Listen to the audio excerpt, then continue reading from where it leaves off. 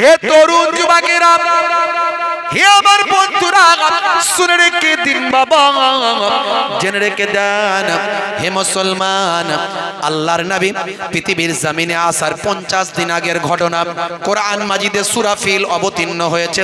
সূরা feel আপনারা পড়েছেন বাবা। হে জওয়ান যুবকেরা, হে আমার মুরব্বিয়ানেরা, ইয়ামানের একজন বাদশা নাম হলো আব্রাহা। আপনারা জানেন, এ ওয়াজ আমি করব না ভাই আমার। আব্রাহা বাদশার ঘটনা আপনাদের জানা আছে। হে তরুণ যুবকেরা, আব্রাহা বাদশা একজন নাসারাদের একজন বিখ্যাত বাদশা। সে মক্কার উপর ঈর্ষান্বিত হয়ে নিজের দেশেতে ইয়ামানে একটা ভাই আমার ঘর তৈরি করলো, রত্ন খচিত স্বর্ণ রৌপ্য বিভিন্ন অলংকার দিয়ে একটা ভাই আমার ঘর তৈরি করলাম। এই ঘরটা তৈরি করে বললাম, হে দেশের মানুষেরা, হে বিদেশের মানুষেরা, ঘোষণা করে দাও, চারিদিকে জানিয়ে দাও, আর কাবা ঘরে তওয়াফ করতে যাওয়ার প্রয়োজন নাই, তার থেকে ভালো ঘর ইয়ামানে তৈরি করেছি, এখানে তোমরা এসে তওয়াফ করো, জিয়ারত করো। হে তরুণ যুবকেরা, হে আমার মুরব্বিয়ানেরা, এই রত্ন খচিত ঘরটা বিশাল সুন্দর করে তৈরি করলাম।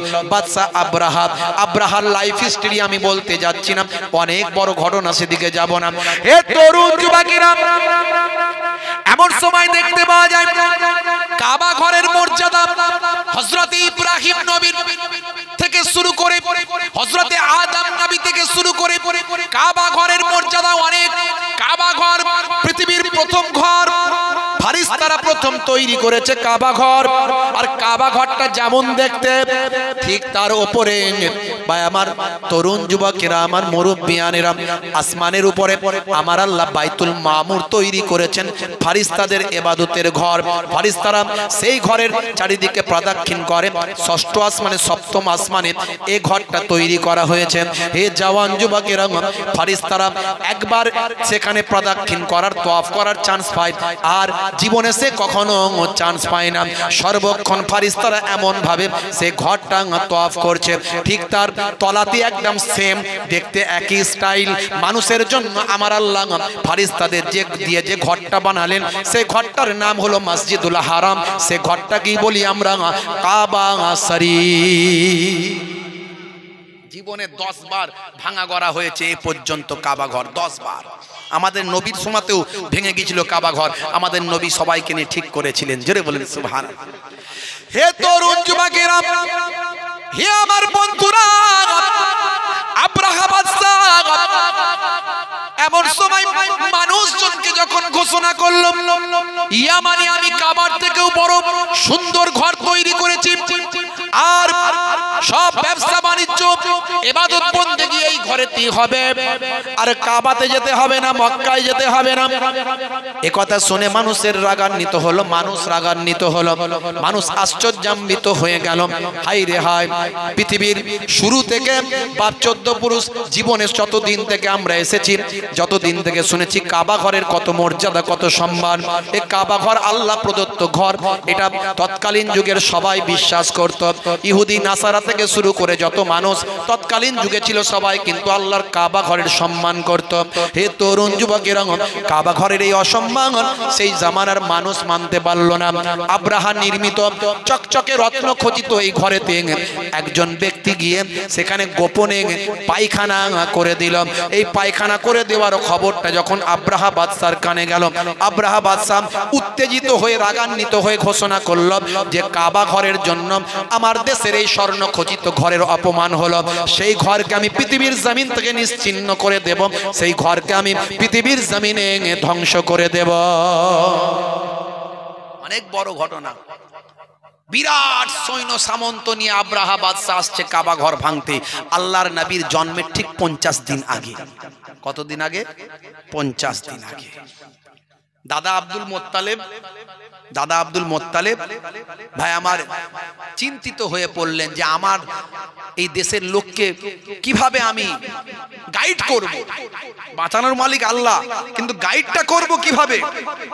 এসি আব্রাহা বাদশা ভাই আমার যত মক্কার মানুষের উট ফুট এটা ওটা ছিল ভাই আমার, সব কি করলো? সব দখল করে নিল, সব ধরে নিয়ে গিয়ে আটকে দিল। তার মধ্যে দাদা আব্দুল মোত্তালেবের 200টা উট ছিল।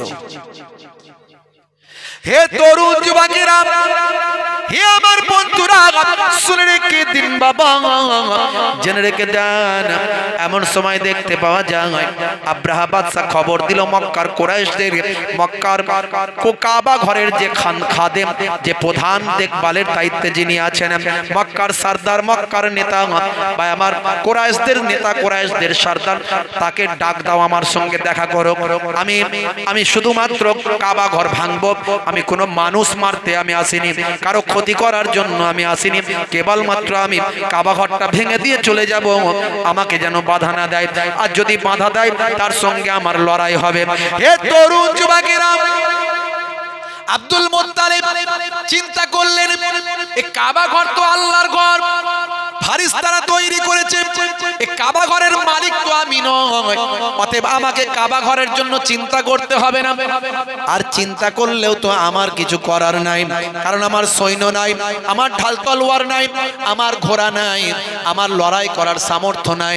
ঠিক আছে, বাদশার সঙ্গে আমি দেখা করতে যাব। বাদশা তাঁবু গেড়েছে। ভাইরা আমার, তরুণ যুবকেরা আমার, আরাফাতের ময়দানের কাছাকাছি যে জায়গাটাতে তাঁবু গেড়েছিল, সেই জায়গাটা আমি নিজে চোখে দেখে এসেছি। ওই জায়গাটা আজও বিরান ভূমিতে পরিণত হয়ে আছে। ওই জায়গাটাতে আল্লাহর গজব নাজিল হয়েছে। সেই জায়গাটা আমার গাইডাররা আমাকে দেখিয়েছিল, হুজুর দেখুন এই জায়গাটাতেই আব্রাহা বাদশা তাঁবু গেড়েছিল, আর এই জায়গাটায় আমার আল্লাহর গজব নাজিল হয়েছিল। আজও সেই জায়গাটা বিরান ভূমিতে পরিণত হয়ে আছে। হে তরুণ যুবকেরা, হে আমার বন্ধুরা, হে আমার মুরব্বিয়ানিরা, শুনে রেখে দিন বাবা, এমন সময় দেখতে পাওয়া যায় ভাইরা আমার, আব্রাহা বাদশা সেখানে তাঁবু গেড়েছে। আব্দুল মুত্তালিব ভাই আমার আব্রাহা বাদশার কাছে যাচ্ছেন, কিসের জন্য? নিজের উটগুলোকে ফিরিয়ে নেওয়ার জন্য, নিজের দলের উটগুলোকে ফিরিয়ে নেওয়ার জন্য। ভাইরা আমার, তরুণ যুবকেরা আমার, আব্রাহা বাদশা সিংহাসনে বসে আছেন। আব্দুল মুত্তালিব যখন ভিতরে ঢুকছেন, কারণ আব্দুল মুত্তালিবকে আমার আল্লাহ তার পেশানিতে ভাই আমার নূরে মুহাম্মাদি দিয়েছিলেন। সেই নূরে মুহাম্মাদি, যে নূরে মুহাম্মাদি হযরতে আদম আলাইহিস সালাতু ওয়াস সালামের পেশানিতে দেয়া হয়েছিল। আদম নবীকে আল্লাহ যখন সৃষ্টি করলেন মাটি দিয়ে, আপনারা জানেন সে মাটির ইতিহাস আমি আপনাদের মাঝখানে এর আগে বলেছি, ইন্টারনেটে আছে। হযরতে ভাই আমার আজরাইল ফেরেশতা সেই মাটিকে তুলে নিয়ে এসেছিল। জিবরাইল ফেরেশতা মাটি তুলতে পারেনি, মাটি কেঁদেছিল, কেঁদে কেঁদে বলেছিল, আল্লাহ এই জিবরাইল, আমি মাটিকে নিয়ে যেও না, কারণ আমি জানি এ দিয়ে মানুষ তৈরি হবে, আর সে মানুষ অন্যায় করবে, পাপ করবে, জাহান্নামের আগুনে জ্বলবে। আমি মাটি, আমার ক্ষমতা নাই জাহান্নামের আগুনে জ্বলার, আমাকে নিয়ে যেও না। মাটি কান্না করেছিল। জিবরাইল আলাইহিস সালামের মনে দয়া হয়েছিল, মাটি ছেড়ে দিয়েছিল। আবার আল্লাহ পাঠিয়েছিলেন হযরতে মিকাইলকে, একই অবস্থা ঘটেছিল। আবার আল্লাহ পাঠিয়েছিলেন হযরতে ইসরাফিলকে, একই অবস্থা ঘটিয়েছিল। পরবর্তীকালে হযরতে আজরাইল ফেরেশতা বলল, আল্লাহ যদি আমাকে অনুমতি দেন, আমি আপনার হুকুম ব্যতীত অন্য কারো প্রতি আমার দয়া ময়া একটুও দেখাবো না। ঘটনা আপনাদের জানা আছে। আজরাইল ফেরেশতা গিয়ে মাটি যখন তুলছে, তখন মাটি কাঁদছে, ছেড়ে দাও। বললে আমার ছাড়ার কোনো রাস্তা নাই, তুমি এটা আমাকে জিবরাইল ফেরেশতা পাওনি, মিকাইল পাওনি, ইসরাফিল পাওনি, আমি আজরাইল। আল্লাহর হুকুম ছাড়া কিছু পরোয়া করি না। আমি কোনো দুঃখ কষ্ট সব আমার ডায়েরিতে নাই, আমার খাতায় নাই। আমি মাটি নিতে এসেছি, নেব। জোর করে মাটি নিয়ে গিয়েছিল। সেই মাটি দিয়ে আল্লাহ পুতুল তৈরি করে 40 বছর ফেলে রেখে শুকাতে লাগলেন। আদম নবীর দেহ তৈরি হয়েছিল, আর সে দেহতে এসে শয়তান বারবার উঁকি মেরেছিল, এদিক দিয়ে ঢুকছে ওদিক দিয়ে বেরোচ্ছে, বলে সর্বনাশ, এই আদম যেদিন তৈরি হয়ে যাবে সেদিন থেকে আমার খাতা বন্ধ হয়ে যাবে, আমার রাজত্ব সেদিন থেকেই ধ্বংসের খাতায় চলে যাবে। বুঝতে পারছেন? তো আমার আল্লাহ তাআলা আদম নবীকে তৈরি করে ভাই আমার নাকের ভিতর দিয়ে রূহ ভিতরে পাঠিয়ে দিলেন। রূহ যখন ভিতরে গেল, ভাই আমার রূহ গিয়ে বেরিয়ে চলে। আল্লাহ, এত অন্ধকার দেহের ভিতরে আমি রূহ থাকতে পারি নাকি? আমি থাকতে পারবো না। বেরিয়ে চলে এলো। আল্লাহ বললেন, হে রূহ দাঁড়াও, চিন্তা নাই, লাউহে মাহফুজ থেকে আমার আপনার নবীর নূরকে নিয়েছে আদম নবীর পেশানিতে দিয়ে দিলেন। দেবার সঙ্গে সঙ্গে আদম নবীর সারা শরীরটা নূরওয়ালা হয়ে গেল। এবার রূহকে নাকের ভিতর দিয়ে ঢোকানো হলো, রূহ আরামের সঙ্গে ভিতরে থাকতে লাগলো। আল্লাহ বললেন, হে রূহ, কোনো অসুবিধা?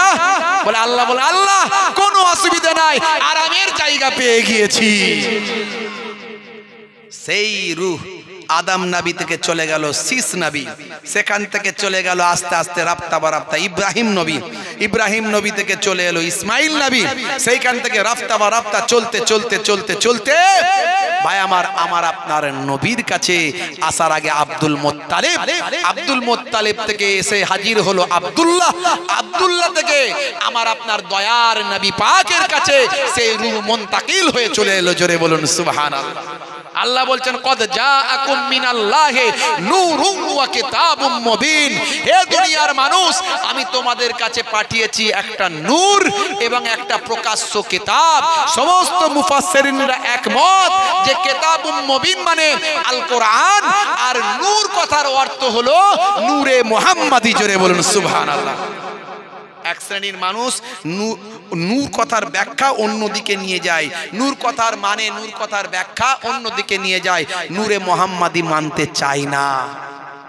বুঝতে পারছেন? এই ওলামাদের মধ্যে, আলেমদের ভিতরে দুটো ভাগ। একটা হলো হুসাইনি পন্থী আলেম, ইমাম হুসাইন রাদিয়াল্লাহু তাআলা আনহুর দলেতে যারা ছিলেন তাকে ভালোবেসেছেন, আহলে বায়াতকে ভালোবেসেছেন, পয়গম্বরদের ভালোবেসেছেন, নবীকে ভালোবেসেছেন, আউলিয়ায়ে কেরামদের ভালোবেসেছেন, আহলে বায়াতকে ভালোবেসেছেন। হুসাইন পন্থী আলেম। আরেকদিকে আলেম যারা ছিল তৎকালীন যুগে, যারা এজিদকে সমর্থন করেছিল, এজিদের দলে ছিল এমন আলেম, এমন হাফেজ, এমন দাড়িওয়ালা নামাজি ছিল যারা নবী খানদানের প্রতি মহাব্বত ছিল না, যারা আহলে বায়াতের প্রতি মহাব্বত ছিল না, সেই তাদের খানদানের খানদান আজও আছে। দেখবেন, এটা আপনি বক্তব্যের মাধ্যমে পরিস্ফুটিত হবে, বুঝে নেবেন যে এই বক্তার ভিতর থেকে যে আলোচনা উঠে আসছে তার মধ্যে নবী প্রেম নাই, অলি প্রেম নাই। আবার এই বক্তার বক্তব্যের মধ্যে দিয়ে যে আলোচনা উঠে আসছে তার মধ্যে নবী প্রেম আছে, অলি প্রেম আছে। তবে হ্যাঁ, যা হবে সেটা কোরআন হাদিসের পক্ষে হবে, বিপক্ষে যেন না চলে যায়। অতিভক্তি আবার চোরের লক্ষণ। এমন ভালোবাসতে গেল পীরকে, ভালোবেসে পীরের কবরে গিয়ে গড়াগড়ি করে টোরে দিয়ে ধুল ফুল খেয়ে ধুলো টুলো মেখে পানি টানি খেয়ে আমার কবরে গিয়ে মাথা মাথা ঠুকে ঠাকে দিয়ে বলছে, বাবা পীর সাহেব রক্ষে করো, আমাকে ছেলে দাও, কারবার দাও। শিরক হয়ে গেল। অতিভক্তি চোরের লক্ষণ। মাই ইউশরিক বিল্লাহি ফাকাদ হারামাল্লাহু আলাইহিল জান্নাহ। শিরককারীর জন্য জান্নাত চিরতরে আল্লাহ হারাম করে দেন। হে তরুণ যুবকেরা, সেই নবীকে আল্লাহ নূর বানিয়েছিলেন। হে জওয়ান যুবকেরা, হযরত আব্দুল মুত্তালিবের পেশানিতে সেই নূরটা ছিল। যখন আব্দুল মুত্তালিব ভাই আমার তাঁবুর ভিতর ঢুকলেন, তাঁবুর গেটেতে যখন পা দিয়েছে, হযরত আব্দুল মুত্তালিবের চেহারাখানা দেখে বাদশা আব্রাহাম সম্মান করতে বাধ্য হয়েছে, সিংহাসনে বসিয়েছে এবং আব্দুল মুত্তালিবের কথাখানা মেনে নিতে বাধ্য হয়েছে। আব্দুল মুত্তালিবকে বললেন, হে মক্কার প্রধান, আমি ভেবেছিলাম আপনি হয়তো বলবেন যে কাবা ঘর না ভেঙে চলে যাওয়ার জন্য, কিন্তু আপনি তো অন্য কথা বলছেন। আপনি বলছেন যে আমার উটগুলো ফেরত দাও। তা আপনার উট সব ফেরত দিলাম, আপনার দলের লোকের উট সব ফেরত দিয়ে দিলাম, যা কিছু হাইজ্যাক করা হয়েছে সব দিয়ে দিলাম। তো আপনি তো বলতে পারতেন কাবা ঘর না ভেঙে চলে যাওয়ার জন্য, এটা কেন বললেন না? বলছে, দেখুন, কাবা ঘরের মালিক তো আমি নয়, কাবা ঘরের মালিক আল্লাহ। আল্লাহর ঘর কিভাবে বাঁচাবেন আল্লাহই জানেন। জোরে হবে না? হে তরুণ যুবকেরা, হযরত আব্দুল মুত্তালিব ফিরে এলেন কাবা ঘরে। কাবা ঘরের গিলাফ ধরে কাবা ঘরের চৌকাঠের সামনে দাঁড়িয়ে কাবা ঘরের গ্লাভ ধরে দরজা ধরে হযরত আব্দুল মুত্তালিব কাঁদতে লাগলেন, আয় আল্লাহ, আয় আমার মাবুদ, আমার স্রষ্টা, তোমার ঘর তুমি রক্ষা করো, আমি তো রক্ষা করার মালিক নয়। আমার উটগুলো ফেরত দিয়েছেন, তোমার ঘর ভাঙতে এসেছেন, এখন তোমার ঘর তুমি রক্ষা করো। ঝরঝর করে কাঁদতে লাগলেন। হে তরুণ যুবকেরা, হে আমার মুরব্বিয়ানেরা, হে মুসলমান, তখন পূর্ব দিক থেকে একটা অন্ধকার মেঘ যেন নেমে আসছে। আসলে সেটা মেঘ নয় ভাই আমার, মেঘের মতো অন্ধকার মনে হচ্ছে আসছে ভাই আমার। পাখি ঝাঁকে ঝাঁকে পাখি, তাদের পায়েতে দুই পায়ে দুটো আগুনের বম, আর মুখেতে একটা আগুনের বম, তিনটে আগুনের বম নিয়ে তারা আসছে বাবা। হে তরুণ যুবকেরা, সে আগুনে তাদের শরীর পুড়ে যায় না, কিন্তু আব্রাহা বাদশার লোক লস্কর যারা কাবা ঘর ভাঙতে আসছিল ভাই আমার, ওই আরাফাতের ময়দানের কাছাকাছি জায়গা, সেখানে তারা অবস্থান করেছিল। তাদের উপর যখন নিক্ষেপ করা শুরু করলাম ভাই আমার, যার মাথার উপর পড়তে লাগলো তার সারা শরীরটা গলে ভাই আমার মোমের মতো গলে স্তূপ হয়ে গেল, জমিনে একটা পুটলির মতো হয়ে গেল, সারা শরীরগুলো অস্ত ভাই আমার সারা শরীরটা ধ্বংস হয়ে গেল। আমার আল্লাহ তাআলা এই ঘটনা কোরআন মাজিদে উল্লেখ করেছেন। এই ঘটনা মাত্র আল্লাহর নবীর আগমনের 50 দিন আগের ঘটনা। নবী যখন পৃথিবীতে এসেছেন তখনও মানুষের মুখে মুখে এই ঘটনা, মানুষের মুখে মুখে ভাই আমার প্রচার হতো। আর সে কথা আল্লাহ রাব্বুল আলামিন কোরআন মাজিদে জানিয়েছেন। সূরার নাম হলো সূরা ফিল। বিসমিল্লাহির রহমানির রহিম। আলাম তারা কাইফা ফাআলা রাব্বুকা বিআসহাবিল ফিল। আলাম তারা, আপনি কি লক্ষ্য করেননি, দেখেননি কেমন কি আচরণ করেছিলাম, কি আচরণ করেছিল আপনার প্রভু হস্তি বাহিনীর সঙ্গে। কাইফা ফাআলা রাব্বুকা বিআসহাবিল ফিল। আসহাবে ফিল হস্তি বাহিনীর সঙ্গে আপনার প্রভু কি আচরণ করেছিল। আলাম ইয়াজআল কায়দাহুম ফি তাদলিল ওয়া আরসালা আলাইহিম তায়রান আবাবিল। আপনার প্রভু কি তাদের সমস্ত চক্রান্তকে ব্যর্থ করে দেননি। ওয়া আরসালা আলাইহিম তায়রান আবাবিল, এবং তিনি তাদের উপর প্রেরণ করেছিলেন তায়রান আবাবিল, ঝাঁকে ঝাঁকে পাখি, ঝাঁকে ঝাঁকে পাখি তাদের উপর প্রেরণ করেছিলেন। তারমিহিম বিহিজারাতিম মিন সিজ্জিল, তারা নিক্ষেপ করেছিল পাথর কাকর, উপর থেকে বুলেটের মতো অগ্নিময় পাথর, অগ্নিময় কাকর, যেন আগুনের বম তাদের উপর নিক্ষেপ করেছিল। তারমিহিম বিহিজারাতিম মিন সিজ্জিল ফাজআলাহুম কাসফিম মাকুল, তারা সকলেই চর্বিত ঘাসের মতো স্তূপে পরিণত হয়েছিল। আল্লাহর নবীকে আমার আল্লাহ জানিয়ে দিলেন, হে তরুণ যুবকেরা, হে আমার মুরব্বিয়ানেরা, 50 বছর পর আল্লাহর নবী পৃথিবীর জমিনে অবতরণ করছেন, পৃথিবীর জমিনে আসছেন বাবা। ভাই আমার, এই সময় থেকে হযরত আব্দুল মুত্তালিব অলৌকিক অনেক জিনিস দেখতে পেতেন। আকাশে অনেক রকম অলৌকিক ঘটনা দেখা যেত, জমিনে অনেক রকম অলৌকিক ঘটনা দেখা যেত। তাই গভীর রাত হলেই আব্দুল মুত্তালিব কাবা শরীফের ছাদের উপর উঠে যেতেন, আকাশের দিকে তাকিয়ে থাকতেন কোথায় কি দেখা যায়। এ তরুণ যুবকেরা, আল্লাহর নবীর জন্মের একদিন আগে হযরত আব্দুল মুত্তালিব দেখতে পান ভাই আমার দোস্ত আমার, আকাশটা চারিদিকে কি রকম হচ্ছে, একটা চারিদিকে একটা পরিস্থিতি অন্যরকম। ভাইরা আমার, তরুণ যুবকেরা, আব্দুল মুত্তালিব প্রত্যেকদিন রাতের বেলা গভীর রাত্রিতে সবাই যখন নিঝুম কাবা ঘরের উপরে উঠে আকাশের দিকে তাকিয়ে থাকতেন। যেদিন আল্লাহর নবীর জন্ম হয়েছে বাবা, পৃথিবীর জমিনে আগমন করেছেন, সেই দিন আব্দুল মুত্তালিব দেখলেন ভাই আমার দোস্ত আমার, পশ্চিম দিকটা পূর্ব দিকটা ভাই আমার আকাশটা আলোয় আলোকিত হয়ে গেছে, সারা পৃথিবীটা একটা দিন হয়ে গেছে, একটা জ্যোতির্ময় হয়ে গেছে। আব্দুল মুত্তালিব অবাক হয়ে গেল ভাই আমার, তিনি বুঝতে পারলেন এই আলোর ছোটা জমিন থেকে আকাশে যাচ্ছে, জমিন থেকে এত আলো আকাশে বের হচ্ছে, আকাশটা আলোয় আলোকিত হয়ে গেছে। এ তরুণ যুবকেরা, আব্দুল মুত্তালিব চিন্তা করলেন কিছু একটা ঘটনা ঘটছে। সঙ্গে সঙ্গে কাবা ঘরের উপর থেকে নিচের দিকে নেমে আসলেন। সিঁড়ি দিয়ে যখন নামছেন বাবা ভাই আমার একটা ভূমিকম্প লক্ষ্য করছেন, যেন জমিনটা ভূমিকম্পে কাঁপতে লাগলো, থরথর করে যেন জমিনটা কাঁপছে। কাবা শরীফ থেকে যখন নেমে আসছেন ভাই আমার দেখতে পেলেন কাবা ঘরের ভিতরে বড় বড় যে সমস্ত খোদাগুলো রাখা হয়েছিল, লাত বালাত উজ্জা মানাত বিভিন্ন খোদাগুলো রাখা হয়েছিল, অটোমেটিক এই ভূমিকম্পে সব থরথর করে কাঁপতে কাঁপতে জমিনে পড়ে সেগুলো চুরমার হয়ে যাচ্ছে, ভেঙে যাচ্ছে। আব্দুল মুত্তালিব বুঝতে পারছেন একটা অলৌকিক ঘটনা নিশ্চয় ঘটছে, আকাশটা আলোকিত হয়েছে, নিশ্চয় এটা মক্কার কোনো ঘর থেকে আলোটা বের হয়ে আসছে।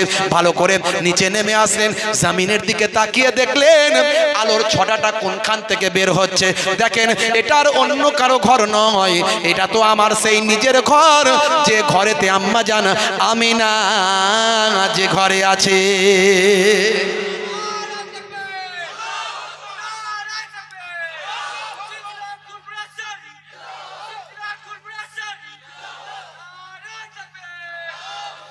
হে তরুণ যুবকেরা, আব্দুল মুত্তালিব লক্ষ্য করলেন আমিনার ঘরটা আলোয় আলোকিত হয়েছে, আমিনার ঘরেতে একটা নূর নেমে এসেছে।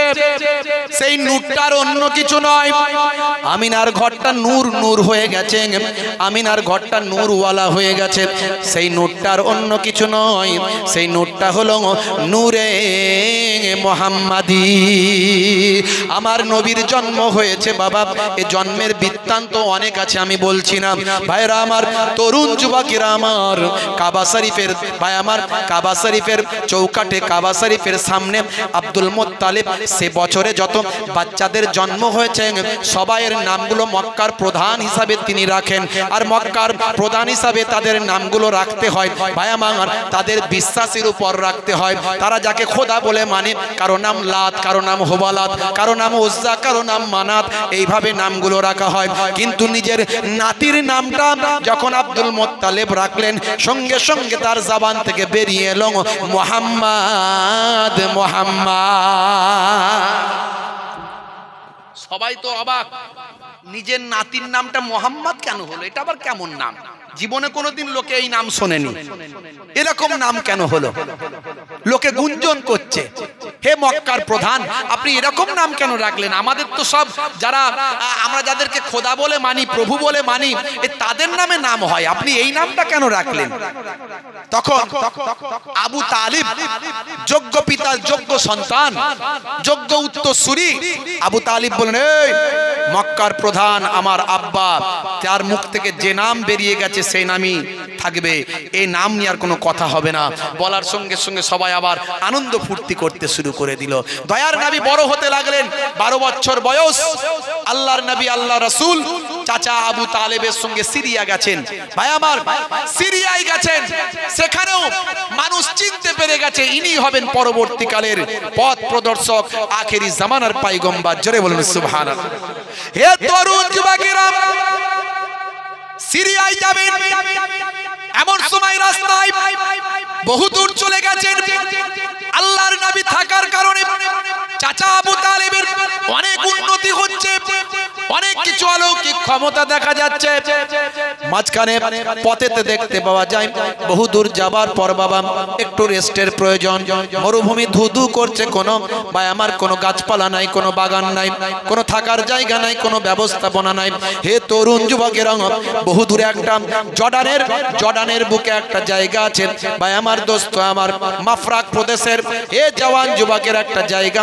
এই জায়গাটাই ভাই আমার মরুভূমির উপর একটা কেবল গাছ দাঁড়িয়ে আছে।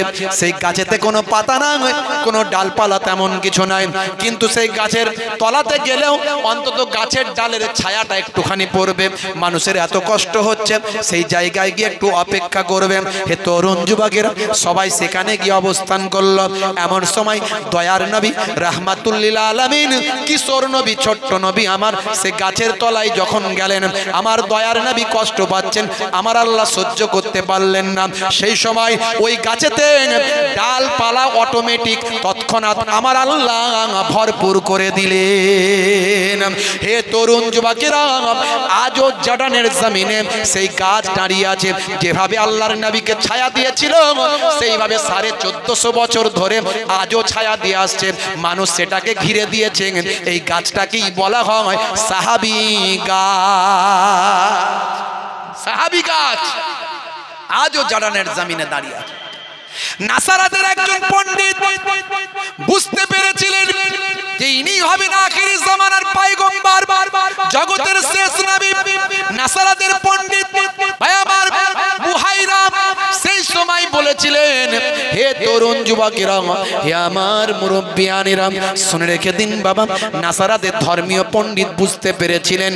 তিনি বলেছিলেন, ও বাবা আবু তালেব, ইনি হবেন আখিরি জামানার পয়গম্বর। তার নিশানি আমি দেখতে পাই, আসমানি কিতাবগুলো পড়লে বুঝতে পারেন। এনাকে সিরিয়ায় নিয়ে যেও না বাবা, সিরিয়ায় নিয়ে যেও না, সিরিয়ায় নিয়ে যেও না। এর দুশ্মন ইয়াহুদরা চায় না ইসমাইলের বংশধর থেকে কোন নবীর আগমন ঘটুক, ইসমাইলের বংশধর থেকে কোন নবীর আগমন ঘটুক। কারণ ইসমাইল আলাইহিস সালাম ছিলেন হযরত ইব্রাহিম নবীর বায়ামার দ্বিতীয় স্ত্রী মা হাজেরার সন্তান। মা হাজেরা যে ছিল অন্যের দাসী, যাকে ইব্রাহিম নবীকে দেয়া হয়েছিল। ইব্রাহিম নবী সন্তান না হওয়ার কারণে মা হাজেরাকে বিবাহ করেছিলেন মা সারা আলাইহিস সালামের নির্দেশনায় এবং অনুমতিতে। হে তরুণ যুবকেরা, এটা ইয়াহুদরা মেনে নিতে পারেনি। কারণ ইয়াহুদরা মনে করে যে হযরতে হাজেরাকে দাসী মনে করে, দাসীর ঘর থেকে নবীর আগমন হবে, এটা কখনোই ইয়াহুদরা মেনে নিতে পারে না। তাই এই মানুষটা, এই যে বাচ্চাটা, ইনি হবেন আখিরি জামানার পয়গম্বর। ইয়াহুদরা চক্রান্ত করছে, সর্বদা খুঁজে বেড়াচ্ছে। ইয়াহুদরা বুঝতে পেরেছে, আসমানি কিতাব পড়ে জানতে পেরেছে, ইয়াহুদরা এই বাচ্চাটিকে কিডন্যাপ করার জন্য রেডি আছে। তারা সব সময় চায় কিভাবে মুহাম্মদুর রাসূলুল্লাহকে কিডন্যাপ করে গিয়ে নিজেদের মধ্যে থেকে নিজেদের বংশের হিসাবে মানুষের কাছে প্রচার করতে পারে। তাই বাবা, হে আবু তালেব, এই বাচ্চাটিকে তুমি আর সিরিয়ার জমিনে নিয়ে যেও না। আল্লাহর নবীকে নিয়ে চাচা আবু তালিব মাঝ রাস্তা থেকে ফিরে আসছেন। হে তরুণ যুবকেরা, হে আমার মুরব্বিয়ানেরা, এমন সময় একটা নদীর ধার, সেই নদীর ধারেতে দেখেন ভাইরা আমার তরুণ যুবকেরা, একটা পরিবারকে মাছ ধরা জেলেরা একটা পরিবারকে বেঁধে রেখেছে বাবা। তাদেরকে বলি দেওয়া হবে, হত্যা করা হবে।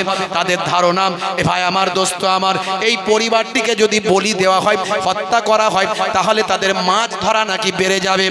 এটা কুসংস্কার আছে না নাই? মাঝে মাঝে দেখবেন উত্তর প্রদেশ থেকে শুরু করে অন্যান্য রাজ্যগুলোতেই ভাই আমার নর বলি দেওয়া হয়। মিডিয়ায় প্রমাণ হয়, মিডিয়ায় চলে আসে, ছোট দুধের শিশু বাচ্চাকে তুলে নিয়ে গিয়ে বলি দিয়ে দিয়েছে তার নিজের লোক। ভাই আমার জাদু মন্ত্রের তারা এমন প্রভাবে পড়েছে, এই কুসংস্কার তাদেরকে এমন ভাবে আচ্ছাদন করেছে।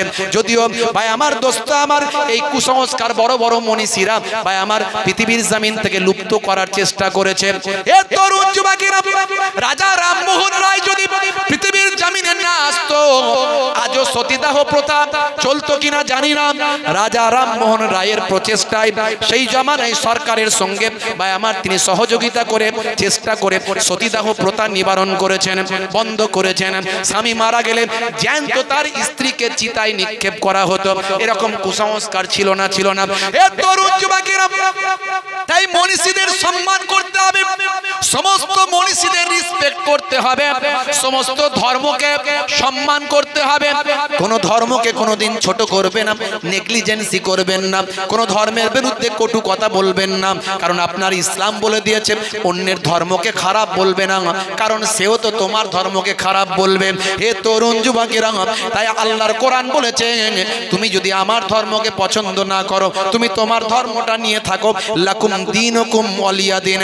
হে তরুণ যুবকেরা, হে আমার মুরব্বিয়ানেরা শুনে রেখে দিন বাবা, জেনে রেখে দেন হে মুসলমান, 1450 বছর আগে নবী আমার তখন কিশোর নবী। সেই সময় দয়ার নবী আমার সতীদাহ প্রথা বন্ধ করেছিলেন। সেই সময় দয়ার নবী আমার নরবলি প্রথা বন্ধ করেছিলেন। 1450 বছর আগে আল্লাহর নবী দো জাহানের বাদশা হাবিবুল্লাহ জনাবে মুহাম্মদুর রাসূলুল্লাহ সাল্লাল্লাহু আলাইহি ওয়াসাল্লাম সেই নদীর পারে এসে হাজির হলেন। সেই নদীর পারে আল্লাহর নবী এসে হাজির হলেন। ছোট্ট বাচ্চা তখন কিশোর বয়স। আল্লাহর নবী এসে যাদেরকে নরবলি করা হবে সেই কজন ভাই আমার পরিবার, পিতা পুত্র এবং স্ত্রী, পিতা পুত্র এবং স্ত্রীকে আল্লাহর নবী বাঁধনটা খুলে দিলেন। এমন সময় জেলেরা বলল, কি করছো বাবা ছেলে, কি করছো, এই কেন খুলছো, তোমাকে শাস্তি দেওয়া হবে। আল্লাহর নবী বললেন, চিন্তা করো না, চিন্তা করো না, তোমরা যে নিয়ত করে তোমরা মাছ ধরছো, এদের নরবলি দিলে তোমাদের নাকি মাছ বেশি হবে। না না না না, দেখো দেখো আমি এদেরকে খুলে দিলাম, আল্লাহর কুদরতি ক্ষমতা এখনই দেখতে পাবে। বলার সঙ্গে সঙ্গে সমুদ্রে এমন একটা ঝড় এলো, এমন একটা ঢেউ এলো, সেই ঢেউতে সব থরথর করে কাঁপতে লাগলো। সব যত তাদের উপাসনা গৃহ ছিল, যত তাদের ভাই আমার খোদা বানানো ছিল, যে খোদার পায়েতে বলি দেওয়া হবে সে খোদাটা ভেঙে থরথর করে জমিনে পড়ে গেল। এমনকি যত মাছ ছিল সব মাছ আড়াতে ভেসে আসলো। হে জওয়ান যুবকেরা, আল্লাহর নবী ছোট্ট বয়স, কিশোর বয়স, সেই সময় বললেন, দেখলে তো তোমরা এই বাচ্চাদের, এই মানুষগুলোকে ছেড়ে দিলে, আমি ছেড়ে দিলাম, এরই জন্য আল্লাহর কুদরত হলো, দয়া হলো। দেখো তোমাদের মাছ আর কষ্ট করে ধরতে হলো না, জমিনে অটোমেটিক মাছ এসে গেল। ছোট্ট বয়সে, কিশোর বয়সে আমার নবী নরবলি প্রথা বন্ধ করেছেন। জোরে বলুন সুবহানাল্লাহ। বুঝতে পারছেন আমার নবী যে নবী হবেন তার নমুনা অনেক আগে থেকে। কত কথা বলবো, লম্বা চওড়া নয়। হে তরুণ যুবকেরা, হে আমার বন্ধুরা, শুনে রেখে দিন বাবা, সেই নবী ছোট্ট বয়স থেকে মানুষের মাঝখানে দিনের প্রচার করতে লাগলেন, ভালো ভালো কাজগুলো করতে লাগলেন, মানুষকে হেদায়েতের বাণী দিতে লাগলেন। হে বান্দারা, শুনে রেখে দাও, জেনে রেখে দাও, যুদ্ধ করো না, মারপিট করো না, দাঙ্গা হাঙ্গামা করো না, অশান্তি করো না, খুন খারাপি করো না। তৎকালীন যুগে অন্যায় অবিচারে মানুষ লিপ্ত ছিল। আল্লাহর নবী সমস্ত অন্যায় অত্যাচার বন্ধ করেছিলেন। হে তরুণ যুবকেরা, হে আমার বন্ধুরা, দয়ার নবী আমার মানুষকে হেদায়েতের আলো দেখাতে লাগলেন। মক্কার বুকে সমস্ত অন্যায় অত্যাচার পাপাচার বন্ধ করলেন। আবু জাহিল হেদায়েত হলো না, আবু লাহাব হেদায়েত হলো না, কিন্তু হযরতে আবু বকর সিদ্দিক, হযরতে ওমর ফারুক আল্লাহর নবীর কথাতে হেদায়েত প্রাপ্ত হয়ে যায়। ফাযাক্কির ফাইন্না যিকরা তানফাউল মুমিনিন। হে নবী, আপনি ওয়াজ করতে থাকুন, আপনার ওয়াজ মুমিনদের উপকারে লাগবে। You keep telling, believers will benefit. আপনি বিশ্বাসীরা আপনার কথাই বেনিফিট হবে। জোরে বলুন সুবহানাল্লাহ। মুসলমান, আমার আপনার নবী হেদায়েতের বাণী দিয়েছিলেন। আমি অনেক ওয়াজ করেছি, ইন্টারনেটে গেলে পাবেন 20-25 হাজার বক্তব্য আছে, পাবেন। হ্যাঁ, নবী এসে কি কি ওয়াজ করেছিলেন।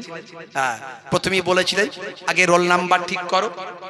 নবী আগে ইমানদার বানিয়েছেন, হ্যাঁ, আর তারপরেই বলেছেন নবী ইবাদত করো। দুটো, ইমানদার হতে হবে, তারপরে ইবাদত।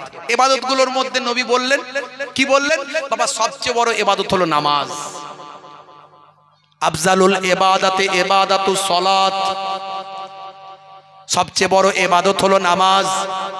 ইন্না সলাতা তানহা আনিল ফাহশাই ওয়াল মুনকার, নিশ্চয় নামাজ তোমাকে অশ্লীলতা ও অন্যায় থেকে দূরে সরিয়ে দেবে। ওয়াকিমুস সলাত ওয়া আতুজ যাকাত ওয়া আরকাউ মা'আর রাকিন, সালাতটা আদায় করো, যাকাতটা প্রদান করো, রুকুকারীদের সঙ্গে রুকুটা করো। হে তরুণ যুবকেরা, হে আমার বন্ধুরা, যে বান্দা নামাজ ছেড়ে দিল, আমান তারাকাহা ফাকাদ হাদামাদ্দিন, সে আল্লাহর দ্বীনকে ধ্বংস করলো। মান আকামাহা ফাকাদ আকামাদ্দিন, যে নামাজকে কায়েম করলো সে আল্লাহর দ্বীনকে কায়েম করলো। তাই নামাজ ছেড়ে দেবেন না। মুয়াজ্জিন যখন আজান দেয় হাইয়া আলাস সালাম, মুসলমানের ছেলে বলে এবার বাসতালাতে পালাম। কেন রে ভাই? মুয়াজ্জিন আজান দিয়েছে তাই। যদি দেখতে পায় তাহলে বলবে ঝন্টু নামাজ পড়বি আয়। তাই তাড়াতাড়ি বাস বাগানের ঝাড়ে গিয়ে ফ্রি ফায়ার আর পাবজি চালায়, চায়ের দোকানে বসে বসে ক্যারাম খেলে সময় কাটায়, তাস খেলে জুয়া খেলে সময় কাটায়। কিন্তু নামাজে গিয়ে নামাজটা পড়লে আল্লাহর সঙ্গে মোলাকাত হবে, দোয়াটা কবুল হবে, এটা সে করে নাই। আছে না নাই? আমার নানা জান ছোট হুজুর কেবলা সারাটা জীবন নামাজের দাওয়াত দিয়েছেন, কথা ঠিক না ভুল? শত শত মাদ্রাসা, হাজার হাজার মাদ্রাসা, মসজিদ, জলসা কায়েম করেছেন। সবচেয়ে বেশি ওয়াজ করতেন নানাজান ছোট হুজুর কেবলা। মাঝে মাঝে রেগে গিয়ে বলতেন, কি দিয়ে বোঝাও বাবা, ঝুরা আর কোদাল দিয়ে বোঝাবো? আল্লাহর ওলি ছিলেন তারা, বুঝতে পারছেন? আমার দাদাজান পীরনগরী হুজুর পীর কেবলা তিনি বলতেন, বাবা দিনে রাতে 24 ঘন্টায় 23 ঘন্টা বিভিন্ন কাজ নিয়ে থাকো, 1 ঘন্টা নামাজে দাও। 12 মিনিট করে সময় দিলে 5 12 60, 1 ঘন্টা নামাজে দিলে আমার আল্লাহ তোমার 23 ঘন্টা সাকসেসফুল করে দেবেন। মুয়াজ্জিন আজান দেয় হাইয়া আলাস সালাহ, এসো নামাজের দিকে এসো। নামাজের দিকে এলে কি হবে? আল্লাহ বলছেন, হে মুয়াজ্জিন বলে দাও কি লাভ হবে। মুয়াজ্জিন বলছে হাইয়া আলাল ফালাহ,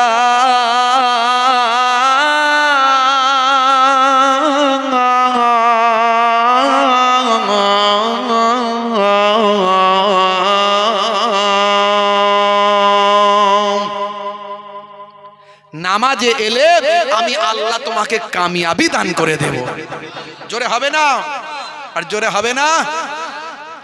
ওয়াক্ত যে হলো ওযু করো মসজিদে চলো, ওয়াক্ত যে হলো ওযু করো মসজিদে চলো, খোদার হুকুম পালন করো, নামাজটা পড়ো। ওয়াক্ত যে হলো ওযু করো মসজিদে চলো। জোরে হবে না? জোরে হবে না? আর জোরে হবে না? দরুদ শরীফ আল্লাহুম্মা সাল্লি আলা। ভাই এসে গেছেন নাকি না আসেনি? আমি চোখ বন্ধ করে ওয়াজ করি, কিছু বুঝতে পারিনি। আবার এসেছেন না আসেননি? এসেছেন, মাশাআল্লাহ। কিছু সময়ের মধ্যেই চলে আসবেন। আমাকে একটু আসার আগে 10 মিনিট 5 মিনিট আগে একটু নক করে দেবেন। ওয়াক্ত যে হলো ওযু করো মসজিদে চলো, খোদার হুকুম পালন করো, নামাজটা পড়ো। ওয়াক্ত যে হলো ওযু করো মসজিদে চলো, দিন রাতে 5 ওয়াক্ত নামাজ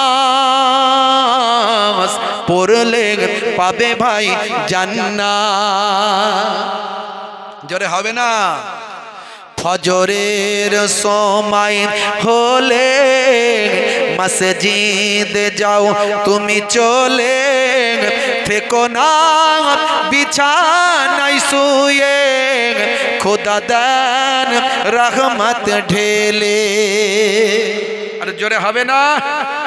জোহরের সময় হলে কাজটা দাও তুমি ছেড়ে, কিছু সময় দাও নামাজে, সফলতা আসবে চলে। ওয়াক্ত যে হলো ওযু করো মসজিদে চলো, খোদার হুকুম পালন করো, নামাজটা পড়ো। ওয়াক্ত যে হলো ওযু করো মসজিদে চলো, মাগরিবের ওয়াক্ত আসিলে মসজিদ যাও তুমি চলে, কবরের আযাব থেকে মুক্তি প্রভু দেবে। জোরে হবে না? আর জোরে হবে না? এই নামাজের কথা বলছি বলে কি আওয়াজ কম নাকি? হুজুর ওইটা বাদ দিয়ে বললে ভালো হতো না? হ্যাঁ, নামাজ পড়ার কথা বললি গন্ডগোল। হুজুর নামাজ আমরা পড়ি, আবার কেউ কেউ বলে হুজুর নামাজ না পড়লেও ঈমান আমার পাক্কা আছে না নাই? আর নামাজ ছেড়ে দিয়ে জান্নাতে যাবে গ্যারান্টি কেউ দিতে পারবে না। নামাজ আপনাকে পড়তেই হবে।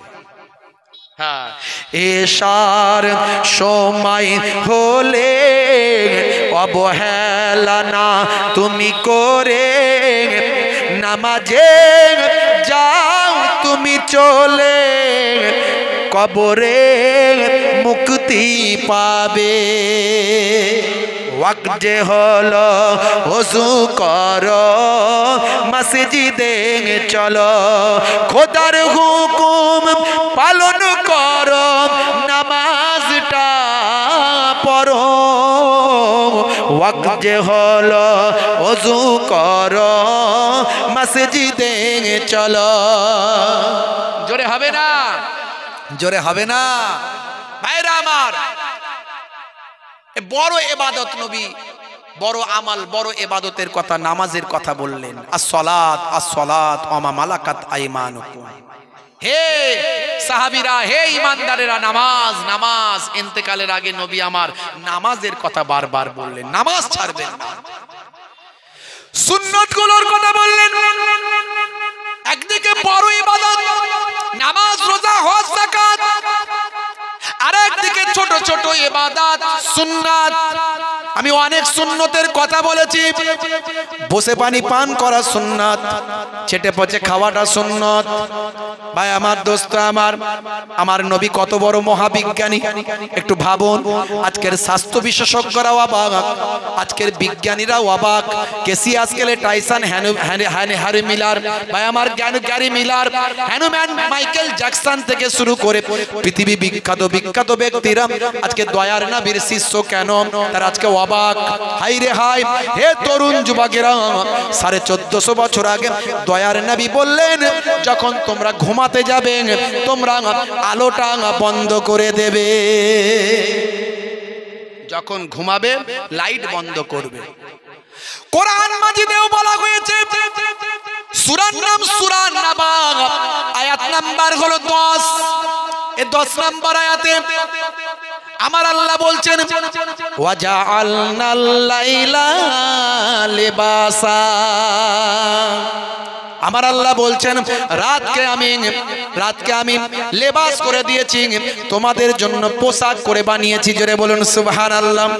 হে তরুণ যুবকেরা, হে আমার মুরব্বিয়ানেরা, লেবাস পোশাক যেন শরীরের সঙ্গে আঁকড়ে থাকে, লেগে থাকে, আমি রাতকে তোমাদের সঙ্গে লাগিয়ে রাখার জন্য সৃষ্টি করেছি।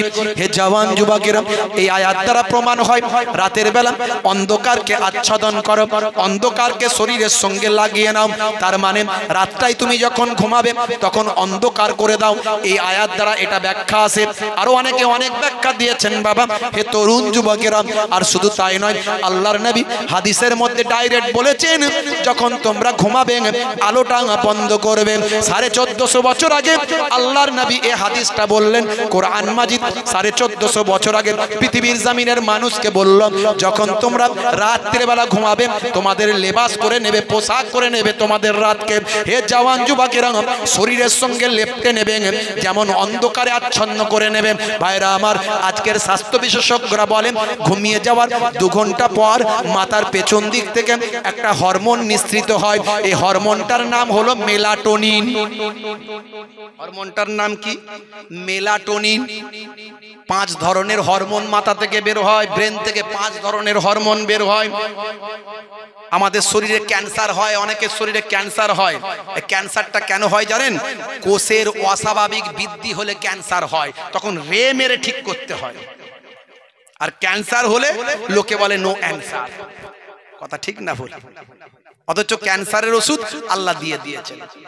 হে তরুণ যুবকেরা, স্বাভাবিক বৃদ্ধি হলে অসুবিধা নাই, অস্বাভাবিক বৃদ্ধি হলে ক্যান্সার হয়। আর ক্যান্সারের মেন ঔষধ হলো মাথার পেছন সাইড থেকে একটা হরমোন বের হয়, যে হরমোনটার নাম হলো মেলাটোনিন। আরো অনেক আরো অনেক ওষুধ আছে আল্লাহ দিয়েছেন শরীরের মধ্যে, এটা একটা, এটা ক্যান্সার প্রতিষেধক প্রতিরোধক হরমোন মেলাটোনিন। হে তরুণ যুবকেরা, স্বাস্থ্য বিশেষজ্ঞরা বলছেন মানুষ যদি ঘুমিয়ে যায়, ঘুমের পরে অন্তত 2 ঘন্টা বেঘোর ভাবে ঘুমানোর পরে চোখ যদি বুঝতে পারে কোনো আলো জ্বলছে না, চোখ তখন ব্রেনকে ইন্ডিকেট করে, হে ব্রেন এবার মেলাটোনিনটা বের করে দাও। ব্রেন তখন মেলাটোনিন হরমোনটা সাপ্লাই দেয়, সেই মেলাটোনিন হরমোনটা রক্তের সঙ্গে মিশে গিয়ে ক্যান্সার প্রতিরোধ করতে সহযোগিতা করে। জোরে হবে না, জোরে হবে না। তাহলে রাতের বেলা লাইট বন্ধ করে দেবেন, নবীর নির্দেশ মানা হলো। আর নবী যা বলেছেন সবের মধ্যে বিজ্ঞান বাস্তবতা। যাদের ভিতরে সুন্নত পাওয়া যায় তারা কেউ পথহারা হয় না।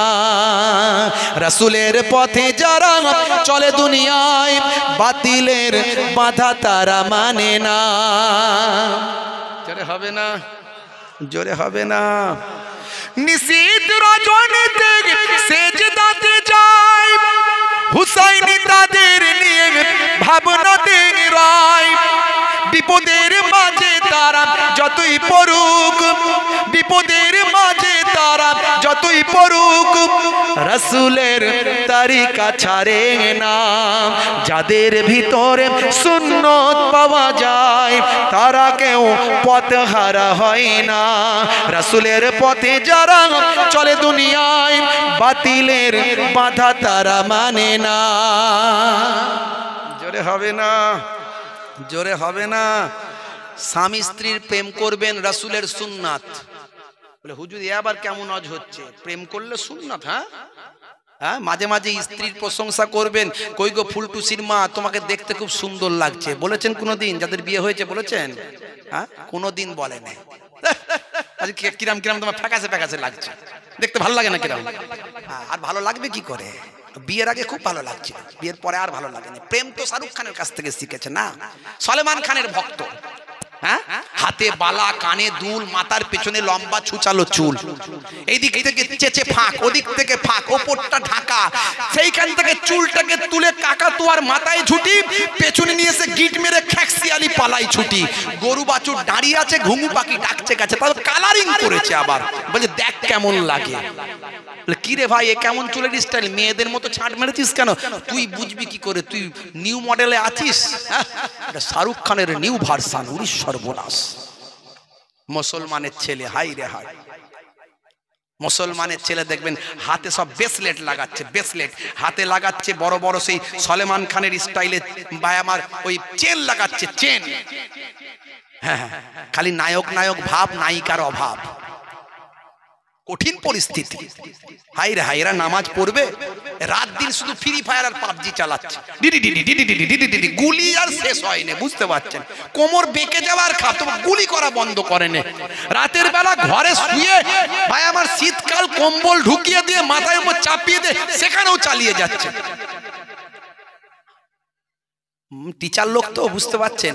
একদিন দেখছি একটা ছেলে ঘুমাচ্ছে, ক্লাসের মধ্যে পড়াচ্ছি, ঘুমাচ্ছে। আয় বেটা ঘুমাচ্ছিস কেন? স্যার হুজুর একটু। কি রে, ফ্রি ফায়ার খেলিস নাকি? মাথা নিচু কর। কত রাত পর্যন্ত খেলেছিস? রাত্রে 3টে। সর্বনাশ করেছে, তোর আখের ঝরঝরে হয়ে গেল, আখের বরবাদ হয়ে গেল, ভবিষ্যৎ অন্ধকার। ভাইরা আমার, এর আগেও বলেছিলাম হারাম, আজও বলে যাচ্ছি হারাম। যারা free fire, PUBG, online game, এই মোবাইলে বিভিন্ন রকম গেম দেখবেন শাহরুখ খান অ্যাড করছে, সলমান খান অ্যাড করছে। কোথায় আদানি আম্বানি, ভাই আমার মুকেশ আম্বানি, তার বউ নীতা আম্বানি, তার ছেলে অনন্ত আম্বানি, সে বলছে আমার বিয়ের আমি যে চেয়েছি। জোরে হবে না? আমাকে ডেকে নাও নবী তো জাহান, আমি যে তোমার মদিনার গোলাম। আল্লাহুম্মা সাল্লি আলা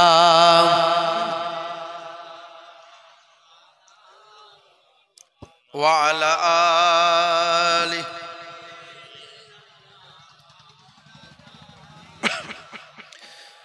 তু তুমি যে এ ধরাই নিয়ে এলে শান্তি লাখো কোটি হৃদয়ে পেল যে প্রশান্তি তুমি যে এ ধরাই নিয়ে এলে শান্তি লাখো কোটি হৃদয়ে পেল যে প্রশান্তি তোমারই নামেতে কলম ধরেছি তোমারই নাত আমি কণ্ঠে গেয়েছি আমাকে ডেকে নাও নবী দো জাহান আমি যে তোমার গো মদিনার গোলাম আল্লাহুম্মা সাল্লি আলা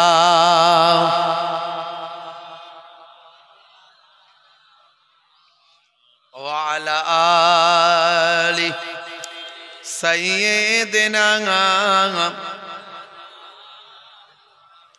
وقال الله تعالى في كلامه المجيد والفرقان الحميد يا أيها الذين آمنوا اتقوا الله وكونوا مع الصادقين وقال الله تعالى أيضا في كتابه مخبرا ولنبلونكم بشيء من الخوف والجوع ونقص من الأموال والأنفس والثمرات وبشر الصابرين وقال الله تعالى أيضا في كتابه مخبرا وما رميت إذ رميت ولكن الله رمى وقال النبي صلى الله عليه وسلم الرجل يلبس لبسة المرأة والمرأة تلبس لبسة الرجل لعن رسول الله صلى الله عليه وسلم الرجل يلبس لبسة المرأة والمرأة تلبس لبسة الرجل إلى آخر الحديث أو كما قال عليه الصلاة والتسليم وقال النبي صلى الله عليه وسلم إنكم تدعون يوم القيامة بأسمائكم وأسماء آبائكم فأحسنوا أسماءكم إلى آخر الحديث أو كما قال عليه الصلاة والسلام وقال النبي صلى الله عليه وسلم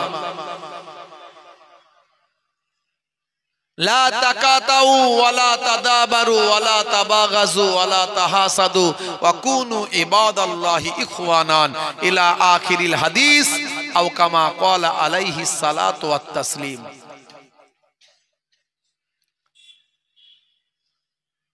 وقال النبي صلى الله عليه وسلم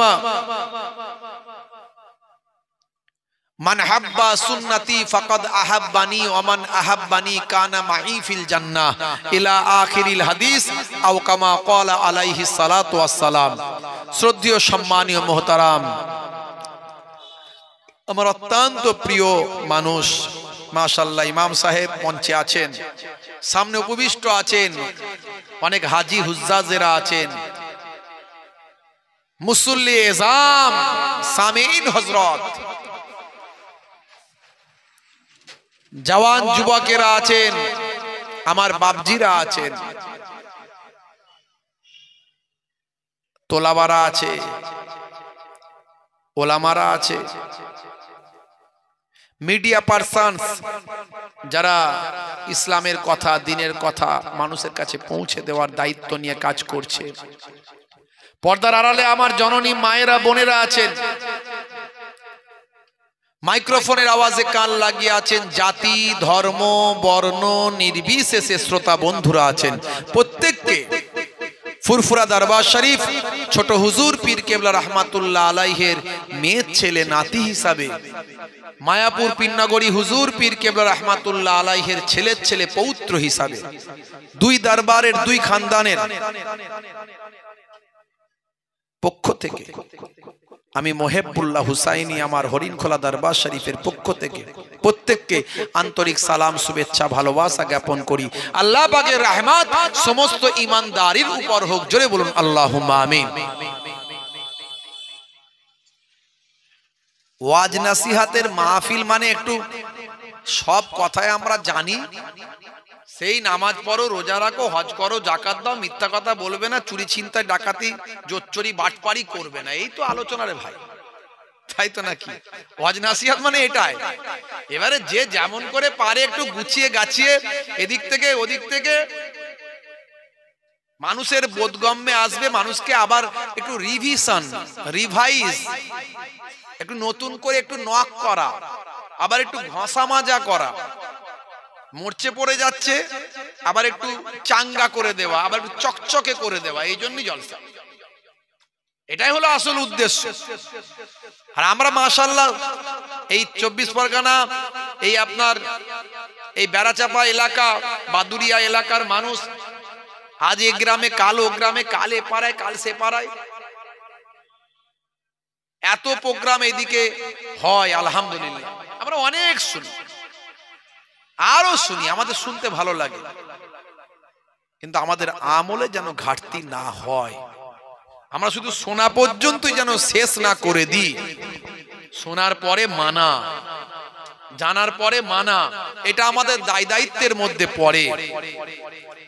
আজকে আমাদের মোহতারাম জনাব জাকির সাহেব আমার অত্যন্ত প্রিয় মানুষ, বিশিষ্ট ব্যবসায়ী, এবং ওনার আত্মীয় স্বজন পাড়া প্রতিবেশী যারা সহযোগিতা করেছেন আজকে আলহামদুলিল্লাহ, তাদের সকলের ভালোবাসায়, ঐকান্তিক ইচ্ছায় আমার মোহতারাম জাকির সাহেব আমাকে দীর্ঘদিন ধরে ফোন করেন। খুব ভালো মানুষ, সৎ মানুষ। তো আলহামদুলিল্লাহ আজকের এই সুন্দর মজলিসটা আল্লাহ কায়েম করিয়েছেন। দু চার কথা আলোচনা আমি আবার একটুখানি আপনাদেরকে সেই বললাম ঘষা মাজা করা, একটু ঘষা মাজার কথা বলবো, নতুন করে একটু চাঙ্গা হতে বলবো, ইবাদতটা একটু বাড়াতে বলবো, নামাজ যাতে কেউ না ছেড়ে দেয় সেগুলিই বলবো, আল্লাহ এবং রাসূলের পথে চলার কথা বলবো। এটাই তো একটু নতুন করে বলা, আর কিছু না।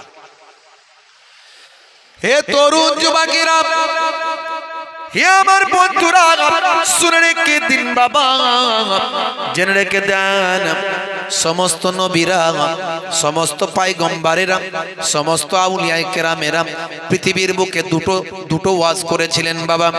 একটা হলো বান্দা ঈমানদার হয়ে যাও, ঈমানদার হয়ে যাও, তুমি ঈমানওয়ালা হয়ে যাও বাবা।